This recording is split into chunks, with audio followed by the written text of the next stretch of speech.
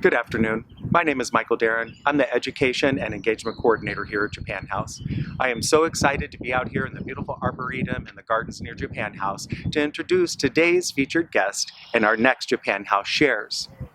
This local group, Kuroshio, is made up of two main members but has an expanding and contrasting membership. Today we will be talking with Jason Finkelman, who's the lead of this group, but you might know him best from being the program coordinator of the Robert E. Brown Center for World Music here at the University of Illinois, or perhaps you know him as being the artistic director of Global Arts Performance Initiatives at the Krannert Center for the Performing Arts. Today we'll also be joined by Joy Yang, who is a doctoral candidate in musical arts and piano performance and literature here at the University of Illinois, and will be joined remotely by the third person in the album that they recently recorded, Shu Chang Alan Wu, who is a Fulbright scholar and a recent graduate as a doctoral in music theory and composition. There's many reasons that we had them here today, but the idea that the music that they create, collective improvisation, is more than experimental music. It's something that comes from within them and something that they strive to work on every day. There's a couple concepts in Japanese philosophy that I feel, if you know these going into this musical performance, you might understand it a little bit better. The first one is mono no aware. And basically, that is the impermanence of everything. That everything has a beginning, everything has a middle, and everything has an end. That at some point we will all die, at some point we were all born, and just like this music, it's impermanent, it's fleeting, it's ongoing all the time. There's also the idea that maybe ichigo ichie is an interesting concept as you're watching and learning about Kuroshio. The idea that this moment will never happen again, so you only have one life, one opportunity. Each one of these performers puts their entire soul into it and lives as if each moment is the most perfect moment at that time. The last one is maybe the best one, is the idea of kokoro.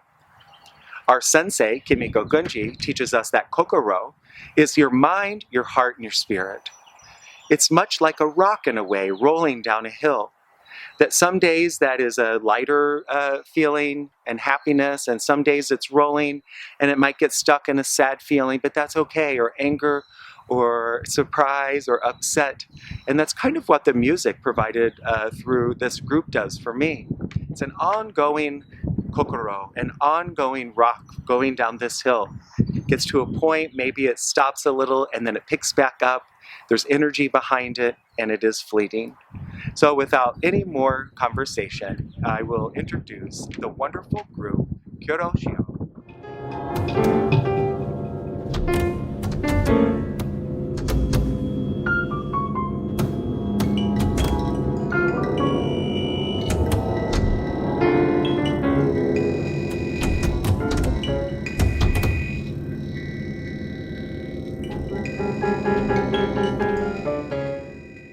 I am Director of Global Arts Performance Initiatives at the University of Illinois, part of Krannert Center engagement programming.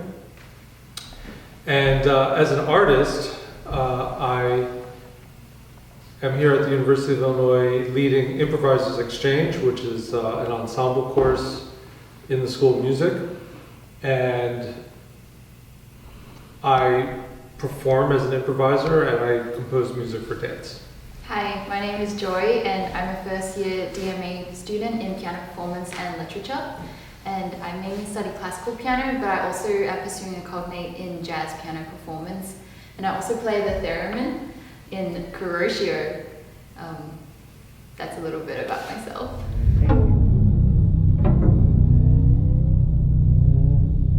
The quickest version of this story is that Alan has had a long career at the University of Illinois, and Alan is a theremin player as well, and he was improvising with an artist named Barry Morse. And I very much enjoyed what they were doing as a duet. They invited me to start playing and performing with them, and so that's how our musical relationship started. Yeah, I first met Jason when we had an improvisers exchange workshop with David Rothenberg, and we were playing together for that workshop, and after that Jason came and asked me about my experience playing in improvisational settings.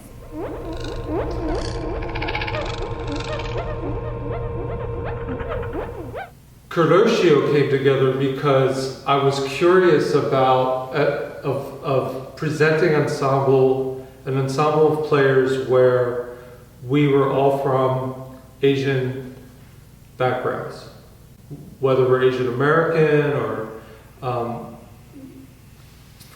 part of a diaspora, or from a nation like Taipei from Taiwan. And then, somebody like Alan was very curious to me because he had been here for a long time, and Joy's history is very unique. And the very first gathering was with an artist named Putu, who is from Colorado, but he's from a gamelan family. So he's Indonesian, and he comes with this whole tradition of Balinese culture. And so it was just sort of an experiment to see, when we come together as improvisers, how are we going to communicate with each other, and what kind of music are we going to perform? And as improvisers, I think we only perform music that we embody, so that there's authenticity behind what we're doing, because we're bringing into the music the sum total of that moment of our knowledge.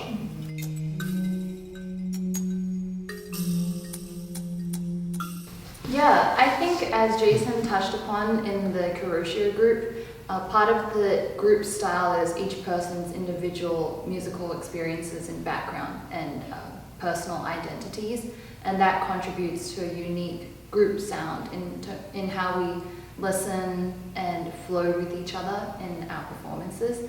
And that sound has definitely evolved as members of the group has changed. Once you get into that setting where there's that, where there is a sound, for an improviser, often you then want to see, well, where can we push that further?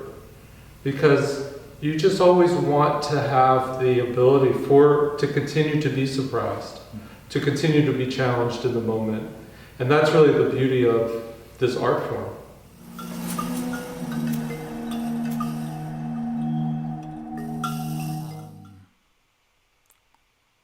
For someone who never heard us, I would say this is something totally different with what you were ever hear before. Yeah, even for improvisation music area, or even for experimental music, our group, the sound from our group is pretty unique. And I would definitely say it's experimental in that we're striving to do things that are different or just push the boundaries in sound.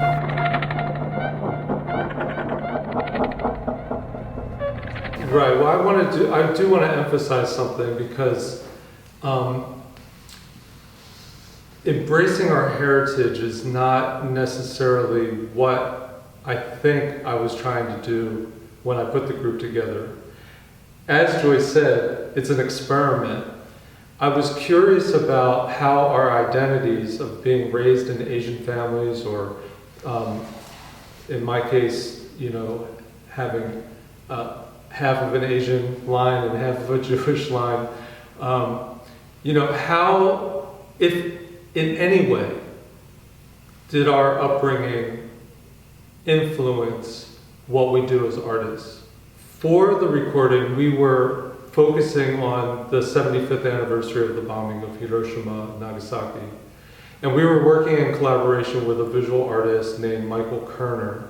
And Michael was a chemist, and he was doing projected chemistry, and he was in the projection, in the chemistry, he was including what he was calling a relic. And so he was bringing to our collective, our experience, this focal point where he would have a bereavement medal that would be the relic in the image. And so we were thinking, or what I asked the musicians to think about is, how do we negotiate this history? How do we meditate on this history and then present that in our sound? And so with the bereavement medal, we know that that's dealing with death and the horrors of war and losing a son in the war, or, you know, a young woman. And, you know, so the music got charged with that energy as well. In addition to the bereavement medal, that particular composition, which I would say is a structured improvisation, has a story in there by a Japanese friend of mine who told of a story of meeting a survivor of the bombing. And in that story, she says that the woman expressed to us that I could tell you these stories, but you will never ever understand what we lived through.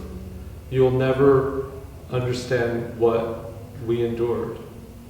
And so, you know, with that knowledge and with that pre-recorded material, that's embedded in the mix. From the history that I most admire in jazz, Asian American jazz, it's history of activism. And so performing experimental music it's an interesting equation of how do you express that. And I think with collaborations like Michael's, or other collaborations that we could have in the future, where we could do some sort of, like, if we worked with a calligraphy artist, you know, the calligraphy that this artist creates could be that activism, right? Or when we have moments to share stories, we could do that, or bring poetry into the mix. So there's opportunity, and I think with what we do, there's a lot of different opportunity to bring those other types of sounds in.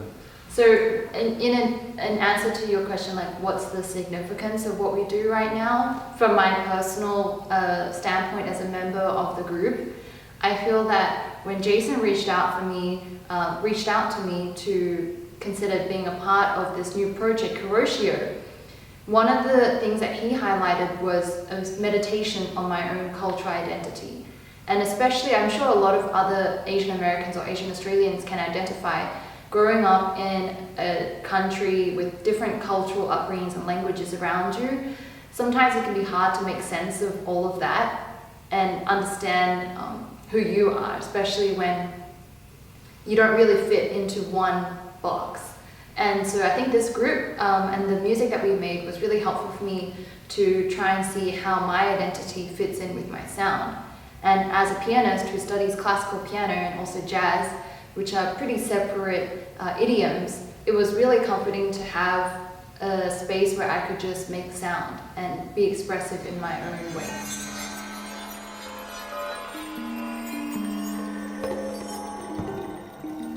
Well, definitely one of the things that really always inspires me, like Jason touched on before, is just listening to each other.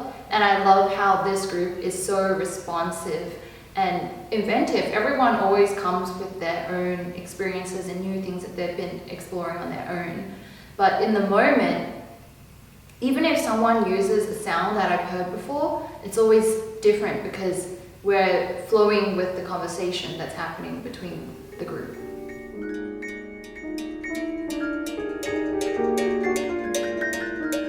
I would just say simply, we were so lucky to record in January of 2020, right? And then, you know, March came around and everything just all the plans changed. I was very fortunate that we were able to proceed with, I should actually state that I didn't do the recording to release a CD. Oh. I did the recording just to document how special it was to play with these folks. Because I knew Alan wasn't going to be here in person for a while. So I wanted to be sure that I documented the music that I was making with Alan. Yeah, and I think during COVID there were definitely some difficulties with live performance restrictions. So we had to do live streams for the Kuroshio's performances. But the good thing about that was being able to probably reach a wider audience internationally, plus learn how to promote ourselves digitally better. And I agree with what Jason said. I think that because we weren't expecting to make a CD, during the recording session it was a very organic capturing of just who we are as a group without any pressure of what we're trying to produce. And I was also very grateful to be able to play on a keyboard and the grand piano at that recording session. And something else to add about COVID and how this group has adapted to COVID, as you know, this is my first CD release, and it was really encouraging during a time of uncertainty and when everyone is forced to think about why they do what they do and change their routines. It was really encouraging for me to realize that our music was going to turn into a CD on Asian Improv Records and that other people would actually want to listen to it. And also a lot of the people that I shared this CD with they were expecting like a classical piano CD or something, or they didn't know that this is what I do, and were quite surprised and maybe pushed out of their comfort zone, which I think was also another goal of our group, is to expose people to things that they may not usually listen to. And we got a lot of mixed reviews, which was really interesting because like Jason said, I'm glad that people are being challenged by our sound. And so I was really happy about that. But I think also personally and hopefully for our listeners, our music encourages people to just embrace who they are authentically and be in the moment, just like we are when we're improvising.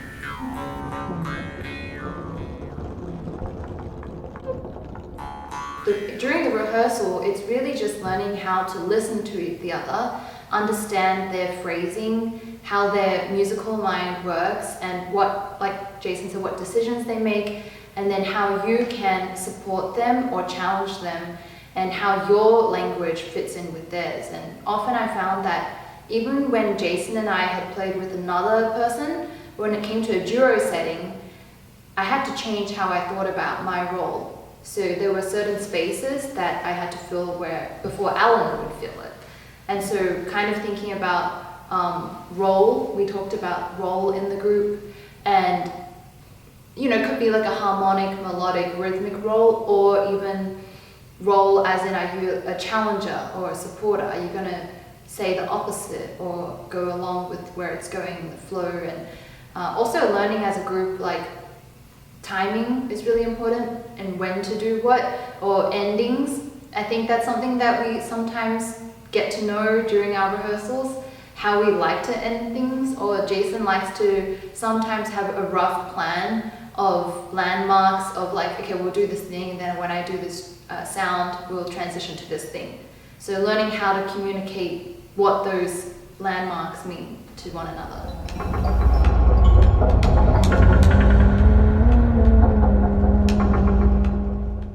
For listening, I think keep yourself in open-minded.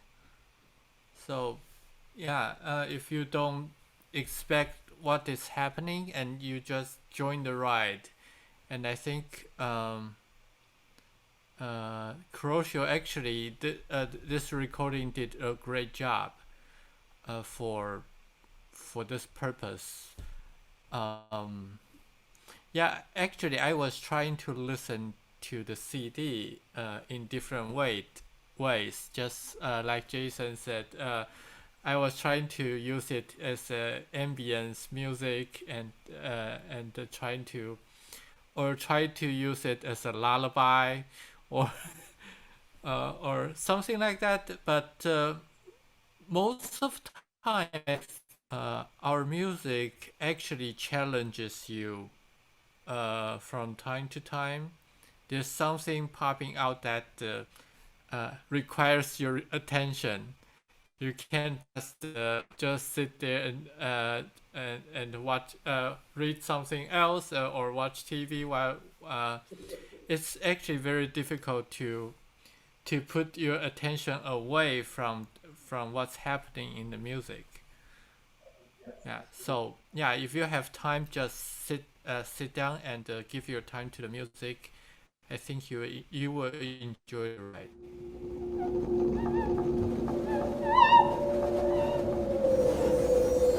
Well, one opportunity for the community to engage with exploring sounds and improvising, and especially in an electronic way, is the noise ensemble that I'm leading at the Community Center for the Arts. And right now, I guess it could be remote, but it might be in person in the future, and any experience or background is welcome. And if you're a student at the University of Illinois and you could be in the music program or outside of the music program, you could sign up for Improvised Exchange. We're always looking for more players. It's a 4-credit course, 1 credit, ensemble credit, but it's open to all folks across the campus. As far as performance opportunities for Kuroshio, I haven't been pursuing much of late because we're still waiting at the University of Illinois for direction from the campus, from the venues that are presenting organizations, and also in our community. I mean, maybe some opportunities might come up this summer, but I haven't actually been trying to pursue that very heavily at the moment.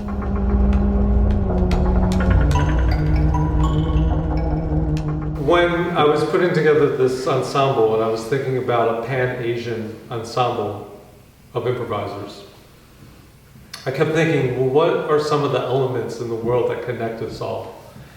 And I was very lucky to learn about the Kuroshio current. It's like the Gulf Stream of Japan, and it goes up the chain, and then there's also all these sort of spin-off eddies and areas of energy, but it's a very nutrient-rich current that passes through the southern part of Japan and then goes across the Pacific and then loops back around.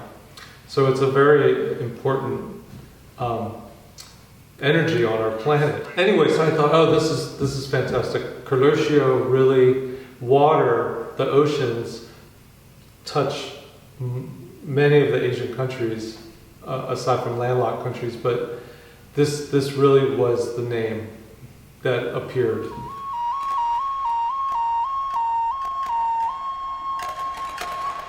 The artwork is special because I have a teenager as a son who created the image for the CD cover. He created a version of my family's crest, and then also an image of Kuroshio the current. This was designed by one of Asian Improv's designers, and it was really a wonderful collaboration on all accounts.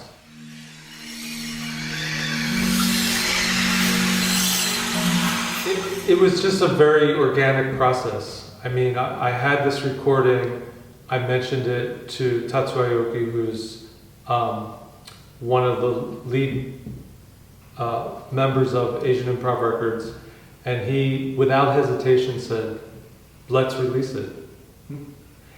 Now, the significance for me on Asian Improv Records is that Asian Improv Records has documented the Asian American jazz movement in this country. And again, that movement was stemming from a lot of activist type of attitude, right? So you had artists like Mark Izu and Anthony Brown and the whole Bay Area improvised music community,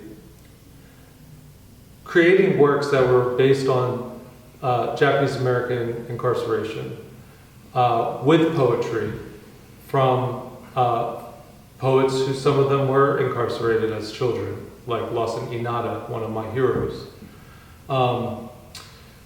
So these are artists who were showing us the way. They're the artists that I've long admired, and I'm just so thrilled to be part of the family of Asian Improv Records.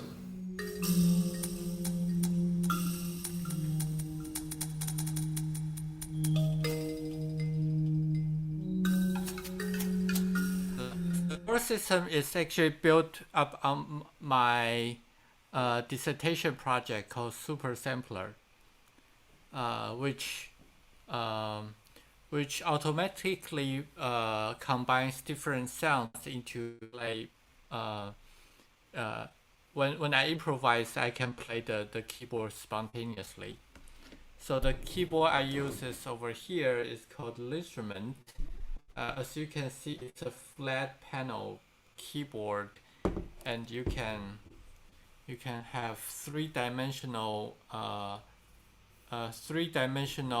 controls over one sound. You can have a pitch bend, you can have timbre changes, a lot of things you can do on this keyboard. So I built the system up on this keyboard to basically for me to not think about lots of tech. So this system I built helped me to be able to play spontaneously without thinking a lot of technicalities, which helps me a lot in the improvisation process.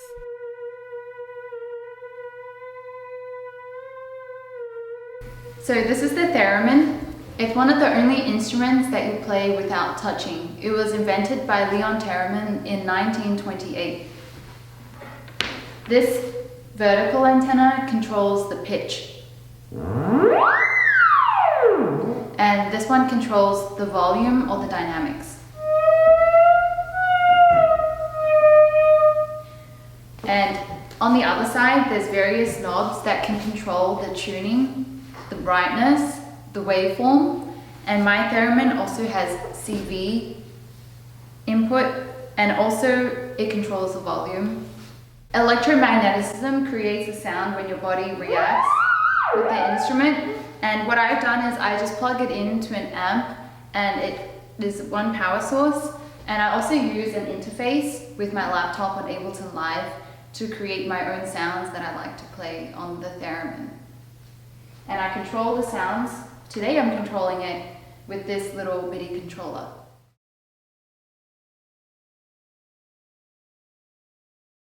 I brought a small array of instruments today. One of the things that is a mark of instruments that I play, a lot of them are made by my first teacher, Adi Mukumba. He made this canned kalimba here, and has a very unique sound. But my signature instrument is the berimbau. And this is an Afro-Brazilian musical bow, which is used traditionally in an Afro-Brazilian martial art called capoeira. Capoeira is a dance martial art. It's a martial art that was disguised as a dance. It's very acrobatic, it's kick fighting, and there's rhythms from this instrument that drive that martial art. I studied a little bit of that, but I tended to play more in the style of artists who were playing this instrument in the context of jazz. The berimbau has a wire. I'm using piano wire. I also use a stone that frets the wire, and you have basically 5 notes. You have the skashishi note, the shaker in my hand. You have an open note.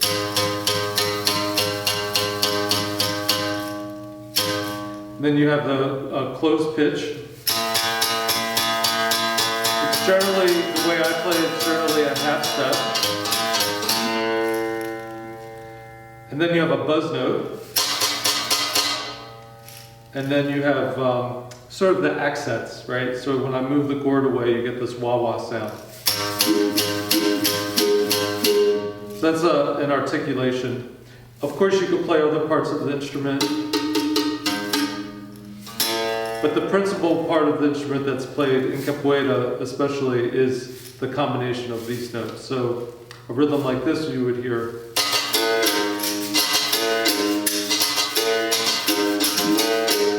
So that's a typical rhythm out of capoeira.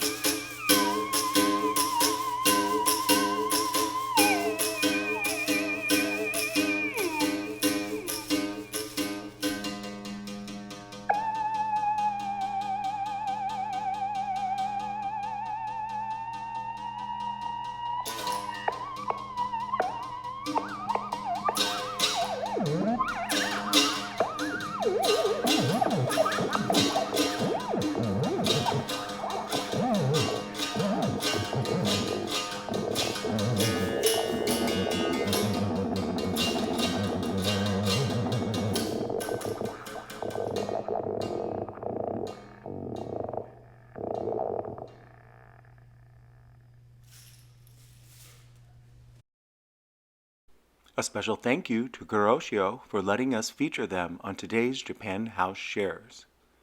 Join us on Sunday, May 9th, where we will be featuring our next Japan House Shares, Nettie Kitty on Parade.